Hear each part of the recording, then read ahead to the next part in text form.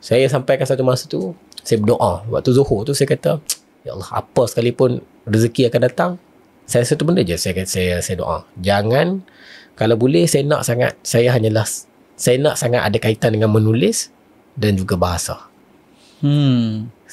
So saya kerja apa pun, saya kerja editor. Lepas tu saya kerja sebagai saya kerja sebagai editor lama. Lepas tu saya kerja marketing. Tapi semuanya relate dengan copywriting, semuanya relate dengan benda-benda yang saya suka. Sampailah kali saya buat company pun, saya sebagai seorang penulis, menulis, dan saya menulis pula tentang Al-Quran ke apa benda ke, ataupun menulis pasal bahasa tu sendiri. Memang itulah bidangnya.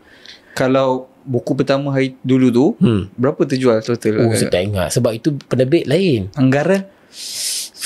Anggaran lah 5,000, 6,000 macam tu je.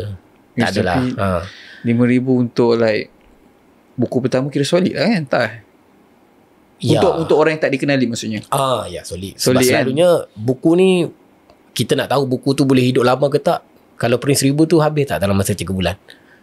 Oh, kalau 3 bulan habis, itu formula dia lah. Okay. Maksudnya, tapi janganlah tak menjual. Jangan. Ada orang ni memang terbit buku tak jual kan. Tak boleh lah. Kalau kita menjual, kita tengok dalam sebulan, dalam 3 bulan 1,000 tu habis tak? Okay. Berapa income daripada satu buku at that time? At that time, kira-kiraan dia macam mana? Kalau kita tengok pada waktu tu harga kertas. So bergalah kertas kita tak macam sekarang. Sekarang bergalah kertas agak terhad, harga kertas tinggi. Okay.